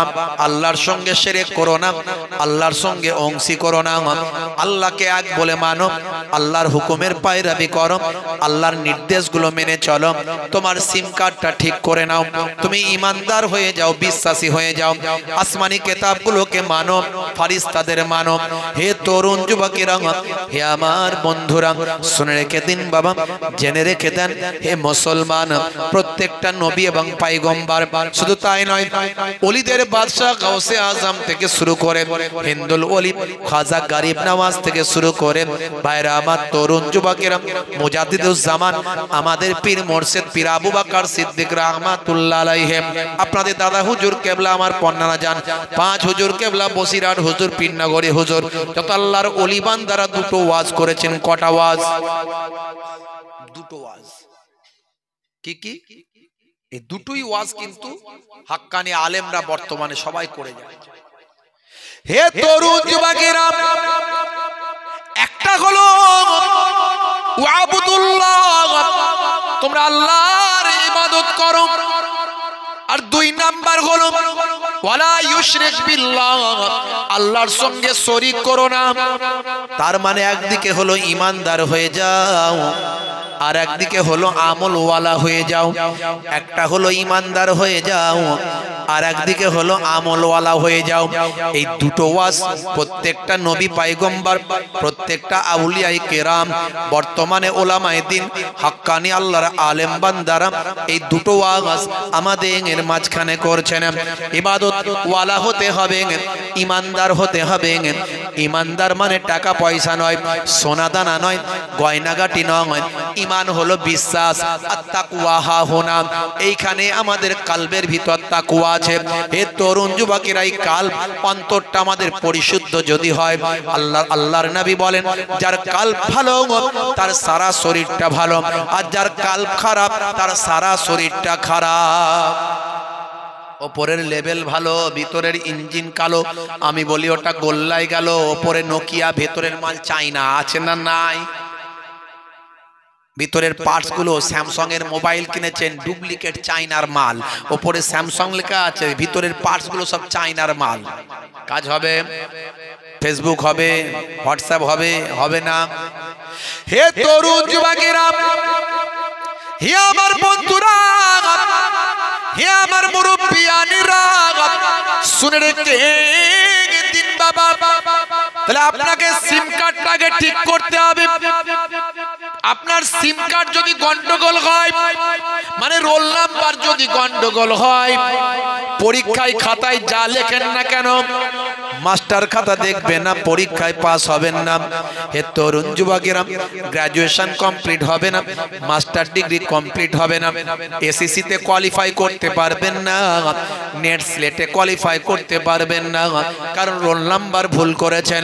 রোল নাম্বার আগে ঠিক করতে গেলেন, তার মানে আপনার রোল নাম্বার ঠিক করার পরে যা লিখবেন মাস্টার নাম্বার দেবে। এই রোল নাম্বারটার নাম আমি দিয়েছি ঈমান। আপনারা আমার এই অ্যান্ড্রয়েড বডিতে ঈমানের সিম কার্ডটা আপনি লাগান। ভাইরা আমার, সিম কার্ড ছাড়া যেমন মোবাইলের কোনো মূল্য নাই, সিম কার্ড যদি মোবাইলে না লাগান আপনি নাম্বারটা পাবেন না। নাম্বারটা না পেলে WhatsApp, Facebook, email, Gmail download করলে লাভ হবে না, কারণ সব জায়গাতেই নাম্বারটা আগে লাগবে। নাম্বারটা দিলে তবে আপনার হোয়াটসঅ্যাপটা ভাই আমার অ্যাপ্রুভড হবে, আপনার ভাই আমার ফেসবুকটা অ্যাপ্রুভড হবে যদি নাম্বারটা আপনি সেখানে ইনক্লুড করেন। হে তরুণ যুবকেরা, এই নাম্বারটা পেতে গেলে সিম কার্ডটা লাগাতে হয়। সিম কার্ড ছাড়া মোবাইলের কোনো মূল্য নাই। তেমন আপনার আমার সারা শরীরটাকে অ্যান্ড্রয়েড বডি আমি বলি। এই অ্যান্ড্রয়েড মোবাইলে যেমন সিম কার্ড ছাড়া অ্যান্ড্রয়েড মোবাইলের কোনো দাম নাই, তেমন অ্যান্ড্রয়েড বডিতে ঈমানের সিম কার্ড ছাড়া অ্যান্ড্রয়েড বডিটা আর কোনো মূল্য নাই। হে তরুণ যুবকেরা, আপনি সিম কার্ডটা মোবাইলে ঢোকাবেন, নাম্বারটা পাবেন, তারপরে আপনি হোয়াটসঅ্যাপ আর ফেসবুকটা ডাউনলোড করবেন। হোয়াটসঅ্যাপ আর ফেসবুকের মধ্যে দিয়ে বন্ধুর সঙ্গে বন্ধুর ভিডিও কলে দেখে দেখে কথাটা বলবেন। হে তরুণ যুবকেরা, অনুরূপ আপনার অ্যান্ড্রয়েড বডিতে আপনার ঈমানের সিম কার্ডটা লাগাবেন। ঈমানের সিম কার্ডটা লাগালে কলেমার পাসওয়ার্ডটা পেয়ে যাবেন। এই পাসওয়ার্ডটা পেলে আপনি ভাই আমার অ্যাপগুলো ডাউনলোড করবেন। একটা অ্যাপের নাম হলো নামাজ, একটা অ্যাপের নাম হলো রোজা, ভাই আমার হজ যাকাত, বিভিন্ন অ্যাপ। এই অ্যাপগুলো যখন অ্যান্ড্রয়েড বডিতে আপনি ডাউনলোড করবেন, নামাজ আর রোজা, হজ যাকাতের অ্যাপের মধ্যে দিয়ে আল্লাহর সঙ্গে বান্দা দেখে দেখে ভিডিও কলে কথাটা বলবে। আসসালাতু মেরাজুল মুমিনিন, মুমিনদের জন্য মেরাজ। দেখে দেখে কথা হলো কি? নামাজ। যখন তুমি নামাজে দাঁড়াবে মনে করবে আল্লাহকে দেখছি, তাই তো নাকি? আর যদি আল্লাহকে দেখতে না পাই, এটা যদি মনে না করতে পারো, তাহলে এটা মনে করো আল্লাহ আমাকে দেখছে। তাহলে দেখে দেখে আল্লাহর সঙ্গে কথা হচ্ছে, এটাই তো মেরাজ। নবী আল্লাহর সঙ্গে দেখে দেখে কথা বলেছিলেন, তাই নবীর জন্য মেরাজ। আর মোমেনদের জন্য মেরাজ হলো নামাজ। নামাজে আল্লাহর সঙ্গে দেখে দেখে কথা হবে।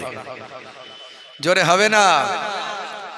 হে তরুণ যুবকেরা, তাহলে আপনার আমার ঈমান, ঈমানের সিম কার্ডটা ঠিক করবেন। ভাইরা আমার, তরুণ যুবকেরা আমার, হে মুসলমান মুসলমান, ঈমানটাকে পরিশুদ্ধ করতে হবে, ঈমানকে মজবুত করতে হবে। ওপরে বলছি আল্লাহকে মানি, আল্লাহ ছাড়া কোনো মাবুদ নাই, কিন্তু আবার বলছি 10 যেখানে খোদা সেখানে আছে না নাই? ওপরে খোদা, নিচে তুমি না থাকলে আমি কেমন করে বাঁচি? বারেক ডাক্তার বাবু দেখলো, ডাক্তার দেখলো বলি তো ছেলেটা বেঁচে গেল। ডাক্তারই হলো খোদা, বলে না বলে না? হ্যাঁ, ডাক্তার যদি না দেখতো ছেলেটা মরে যেত। বারেক ডাক্তারের কাছে গেলি, ডাক্তার বাঁচিয়ে দিল। আচ্ছা, বাঁচানোর মালিক কে? জোরে বলেন কে? ডাক্তার হলো একটা মাধ্যম, একটা ওসিলা। বলে না বলে না? হ্যাঁ, বলছে আল্লাহ ছাড়া কাউকে মানি না, আল্লাহ এক। সমস্ত ক্ষমতার উপর আল্লাহর ক্ষমতা, মুখে বলছি। আর ওদিকে যেই ডাক্তারের কাছে নিয়ে যাওয়ার পর রুগী ভালো হলো, বলছে ডাক্তারই তো আমার খোদা। ডাক্তার সত্যি খোদার কাজটা ডাক্তার করে দিয়েছে, বলুন নাউজুবিল্লাহ। হ্যাঁ, ডাক্তার যদি না দেখতো আমার রুগীটা মরে যেত। এই ডাক্তারই আমার ছেলেটাকে বাঁচালো, হুজুর ডাক্তারই আমার ছেলেটাকে বাঁচালো। আচ্ছা, বাঁচানোর মালিক কে? ডাক্তার একটা ওসিলা। এই যে ইমানের গন্ডগোলটা করি আমরা, মুখে বলি এক, কাজে করি এক, এটা বুঝতে হবে। 10 যেখানে খোদা সেখানে। আচ্ছা বলুন তো, এখানে আমরা কত 10 আছি? খোদা কি অনেক? আল্লাহ কি অনেক? বলুন নাউজুবিল্লাহ। হে তরুণ যুবকেরা, তাহলে আল্লাহকে এক বলে বিশ্বাস, তোমার বুকে রাখো আল্লাহরই ভয়, আসবে না কোনো দিন কোনো পরাজয়, আসবে না কোনো দিন কোনো পরাজয়। হারাম হালাল জেনে, সরল সত্য মেনে, নিষিদ্ধ সব ছেড়ে উঠুক জীবন বেড়ে, যাবে তুমি জান্নাতে, যা ছিল স্বপ্ন তোমার।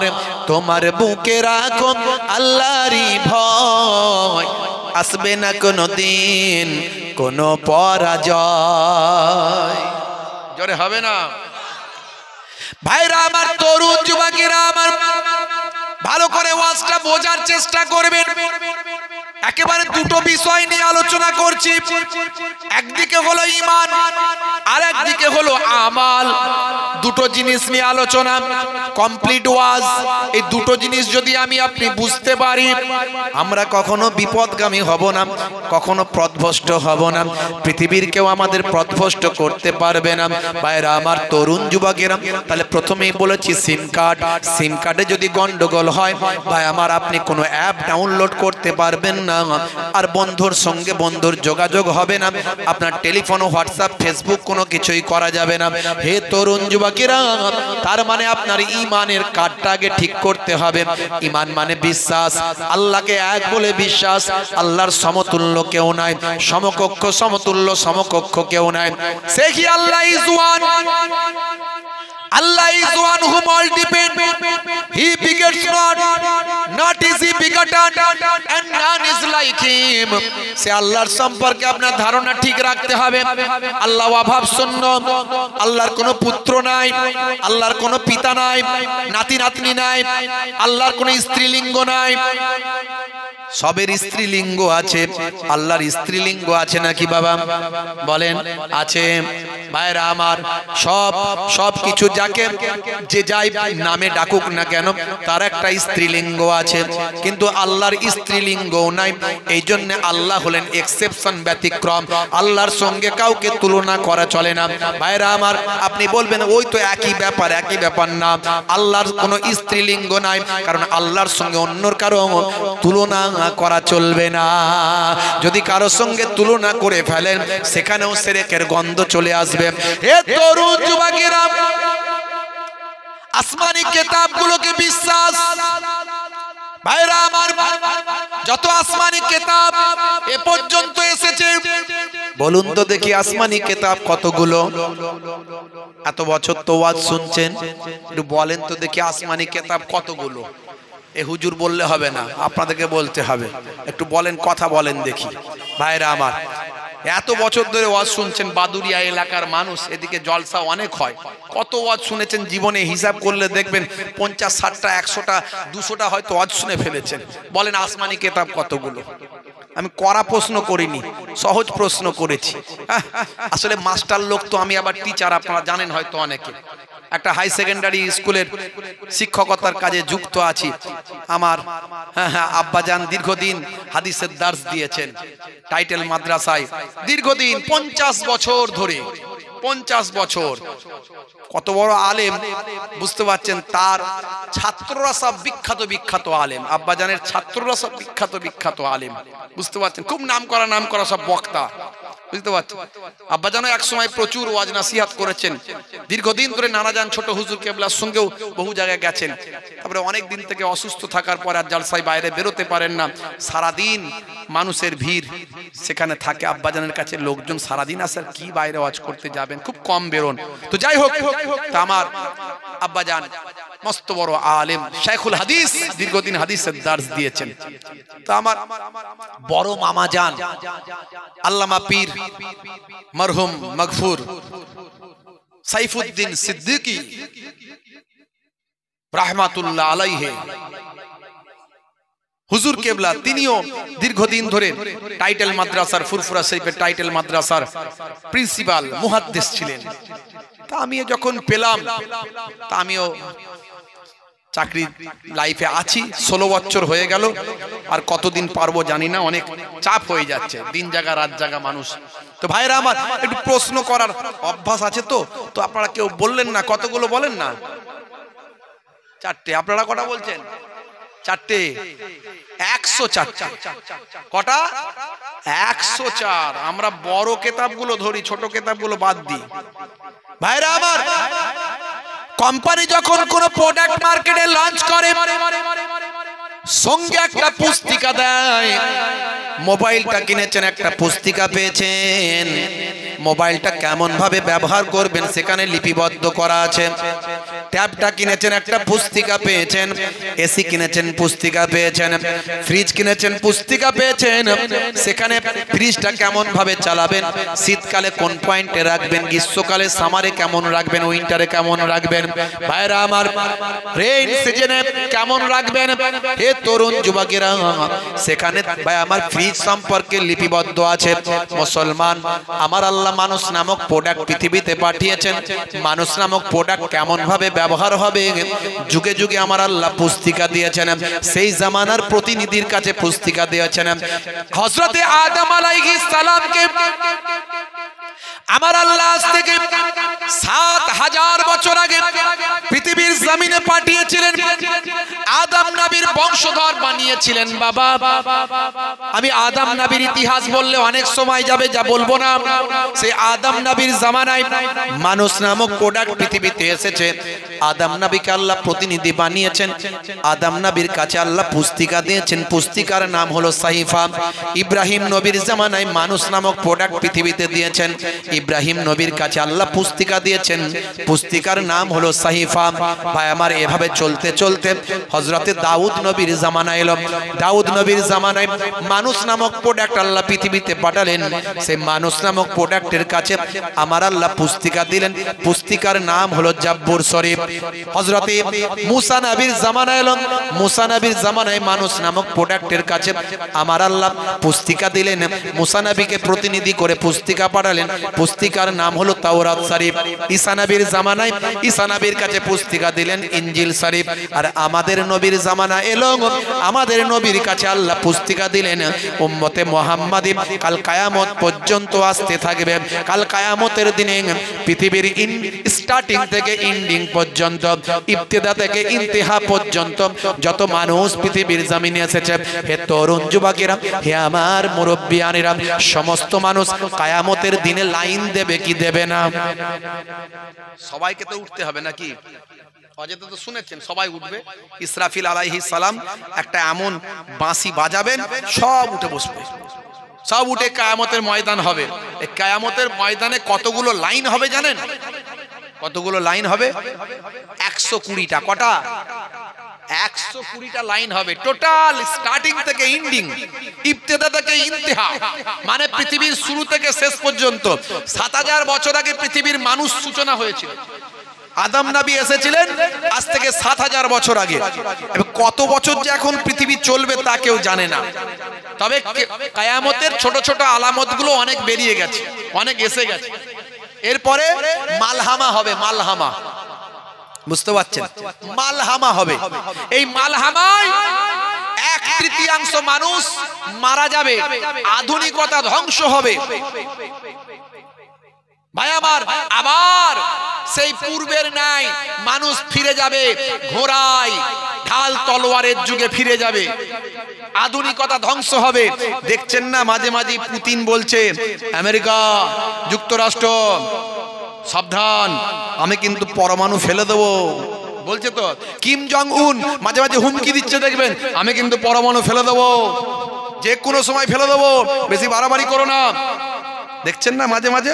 হ্যাঁ, এই যে পরমাণু যদি পড়তে শুরু করে, আচ্ছা পৃথিবী এখন দুভাগে বিভক্ত। পৃথিবীর সমস্ত দেশগুলো, ম্যাক্সিমাম দেশগুলো এখন দুভাগে বিভক্ত হয়ে গেছে। একটা আমেরিকার গোষ্ঠীতে আর একটা রাশিয়ার গোষ্ঠীতে চলে গেছে। আচ্ছা, একটা গোষ্ঠী যদি একবার অন্য গোষ্ঠীর উপর ফেলে দেয়, দেখবেন চারিদিক থেকে শুধু দুম দুম করে শুধু পরমাণু বোমা পড়ছে। এতে কি হবে? হিরোশিমা নাগাসাকির কথা আপনারা জানেন, এখনো সেখানে সেই পরমাণু বোমা পড়েছিল, তার এখনো প্রভাব সেখান থেকে কাটিয়ে উঠতে পারেনি সেই দেশের লোক, জাপানের লোক। আর এই বর্তমানে যদি এই সময় যদি এইরকম শুরু হয়ে যায়, ভাই আমার, সারা পৃথিবীর 1/3 মানুষ মারা যাবে, আধুনিকতা ধ্বংস হয়ে যাবে। এটার নামই মালহামা। 1450 বছর আগে আল্লাহর নবী বলছেন পৃথিবী শেষ হওয়ার আগে একটা মালহামা হবে। আর সেই মালহামা কিন্তু পরমাণু বোমা দিয়ে শুরু হবে বলে ওলামারা ধারণা করছেন, যারা বিশেষজ্ঞ তারা বলছেন। বুঝতে পারছেন ভাইরা আমার, তরুণ যুবকেরা আমার, মুরব্বিয়ানেরা আমার, এরপরে আসবেন কে? ইমাম মাহদী আসবেন। ইমাম মাহদী আলাইহিস সালাম আসবেন, এবং তারপরে আসবেন হযরত ঈসা রূহুল্লাহ। তিনি আসবেন আমাদের নবীর উম্মত হয়ে। জোরে বলুন সুবহানাল্লাহ। হে তরুণ যুবকেরা, হে আমার বন্ধুরা, হে আমার মুরব্বিয়ানেরা, হযরতে আদম আলাইহিস সালাম প্রথম এসেছিলেন মানুষ হিসাবে, পৃথিবীর বুকে পয়গম্বর হয়ে এসেছিলেন। আমরা বলি আদম, ইহুদি নাসারারা বলে অ্যাডাম। আমরা বলি হাওয়া, ইহুদি নাসারারা বলে ঈব। আমরা বলি দাউদ, তারা বলে ডেভিড। আমরা বলি সুলাইমান, তারা বলে সুলেমান। আমরা বলি ইব্রাহিম, তারা বলে আব্রাহাম।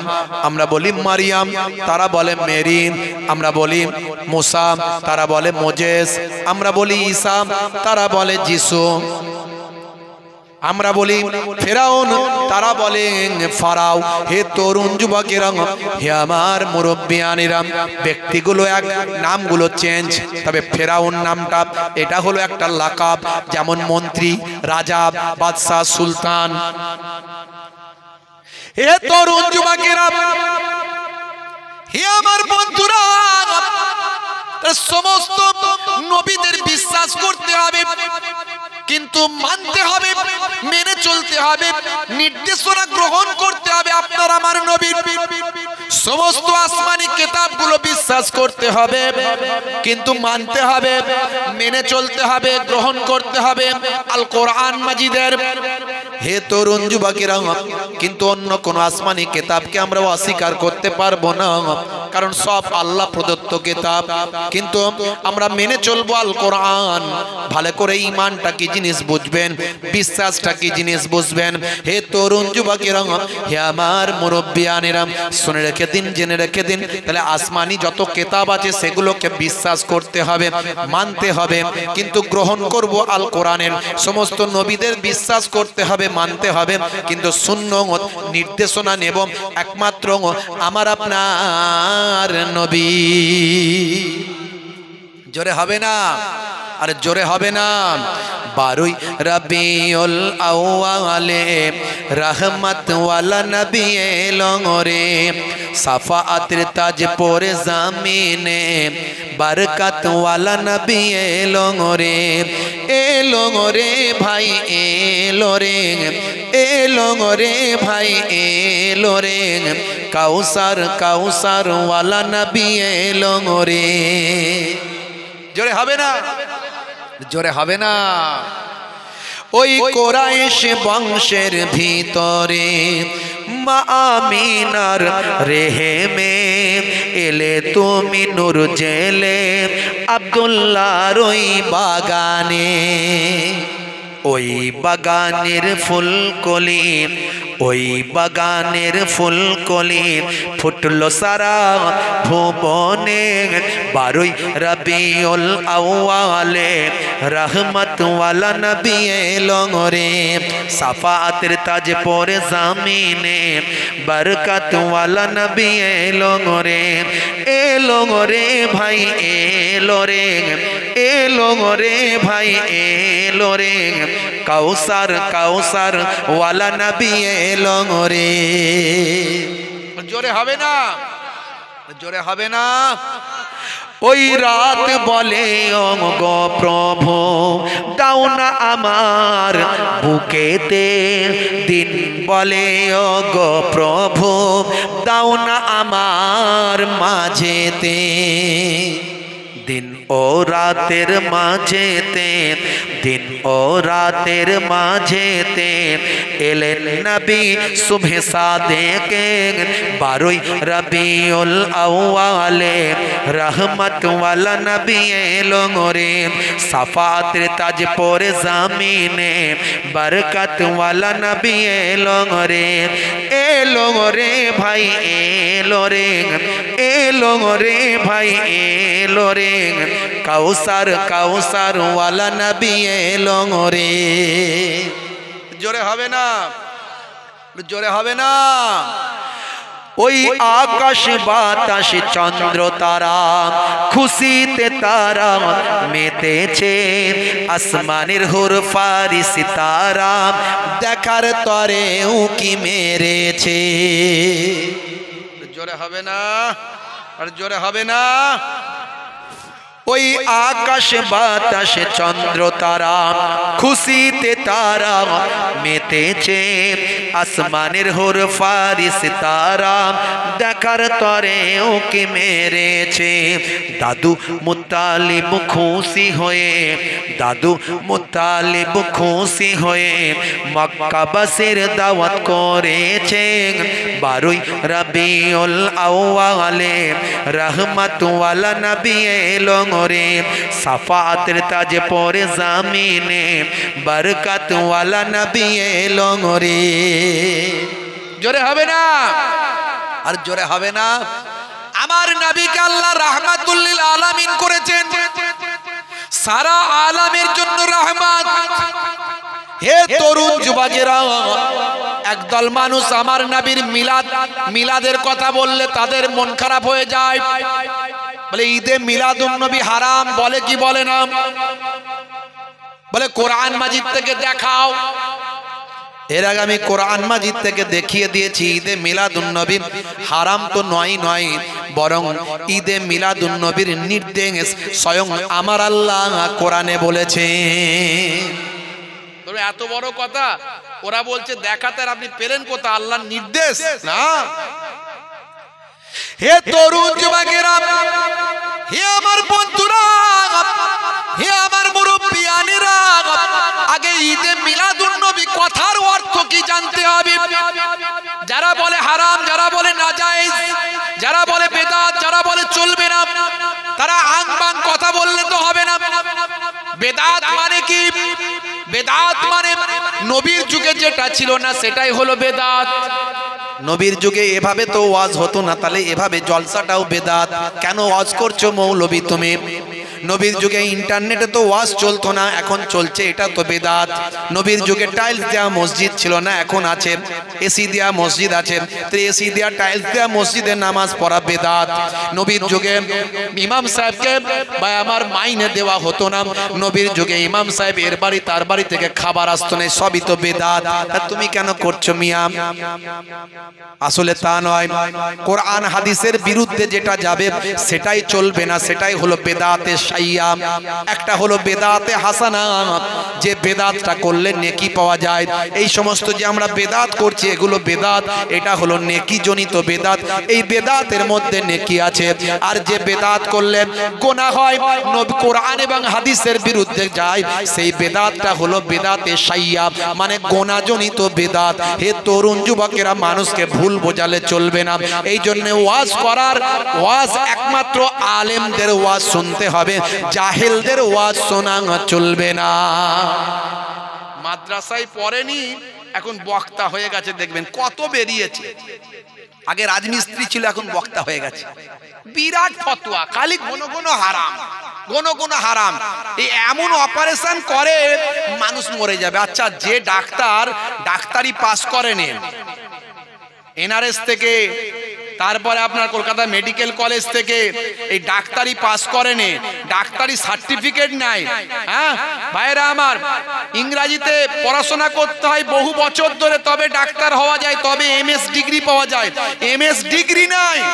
আচ্ছা, আপনি আপনার স্ত্রীকে সিজার করার জন্য নিয়ে যাচ্ছেন, একটা যে লোকটা ডাক্তারি পাস করার সার্টিফিকেট নাই, যে লোকটার এমএস ডিগ্রি নাই, যে লোকটা ভাই আমার আপনার কি বলবো কলকাতা মেডিকেল কলেজ থেকে পাস করেনি, এইরকম একটা জেনে শুনে আপনি একটা ওই বাংলায় পড়া, বাংলা থেকে এই মোবাইল থেকে দেখে দেখে বাংলায় ডাক্তারি শিখে ডাক্তারি চেম্বার খুলে দিয়েছে, তার কাছে নিয়ে যাবেন আপনার স্ত্রীকে সিজার করানোর জন্য, কাঁচি আর ছুরি চালাবে, নিয়ে যাবেন? পারবেন? নিয়ে যাবেন? নিয়ে যাবেন ভাই? নিয়ে যাবে? কেউ নিয়ে যাবে? কেউ নিয়ে যাবে? কেউ এত বোকা কেউ নাই। তাহলে আমরা এত বোকা হয়ে গেলাম যে এই রকম কোয়ালিটির যারা মাদ্রাসায় পড়েনি, যাদের কোনো এমএস ডিগ্রি নাই, মানে টাইটেল ডিগ্রি নাই, মুফতি ভাই আমার মুফতি পাসের সার্টিফিকেট নাই, তাদের ফতোয়াগুলো আমরা মানি কি করে? আর এই জন্যই তো আমাদের রোগী মরে যায়। আসলে এখানে দেখতে পাইনি যে রোগী মরে যাচ্ছে। রোগী মানে আমাদের অন্তর, আমাদের কাল মরে শেষ। তারপরেই কাল যখন মরে যায় তখন ওলিদের দুশ্মন হয়ে যায়, নবী বড় ভাই হয়ে যায়, নবী আমার মতো মানুষ হয়ে যায়, বুঝতে পারছেন? ওলি আল্লাহদের দুশ্মন হয়ে যায়। হ্যাঁ, এদের ফতোয়া শুনলে মাথা খারাপ হয়ে যাবে। দেখো সমাজে অনেক লোক নাম রেখেছে না, আব্দুর রশিদ আছে না, নাম আছে না আব্দুর রশিদ, এই নাম রাখা হারাম, হলো চলবে না। ফতোয়া শোনেন, একদম নয়। গোলাম মাবুদ নাম আছে না, আছে, নাম রাখা হারাম, চলবে না। জাহাঙ্গীর নাম আছে, চলবে না। শাহজাহান নাম আছে, চলবে না। ইয়াসিন চলবে না। এসব নাম রাখা চলবে না। যে নামের অর্থ হয় না সে নাম রাখা ইসলামে নাজায়েজ, চলবে না। আল্লাহর নামের আগে আব্দ শব্দ লাগানো যাবে। আল্লাহর নাম রশিদ, আল্লাহর নাম আছে নাকি? নাই। এই নামগুলো খুব সাবধান। বলছে রশিদ আল্লাহর নাম আছে নাকি? এই ইমাম সাহেব মৌলানার সাথে জিজ্ঞাসা করবেন, যারা আপনারা আপনাদের বাড়িতে কোরআন মাজিদ আছে গিয়ে খুলে দেখবেন, হয় প্রথম পাতা নাহলে শেষ পাতায় আল্লাহর 99টা সিফাতি নাম আছে, তার মধ্যে একটা হলো আর রশিদ। আর এ বাবু সেটাও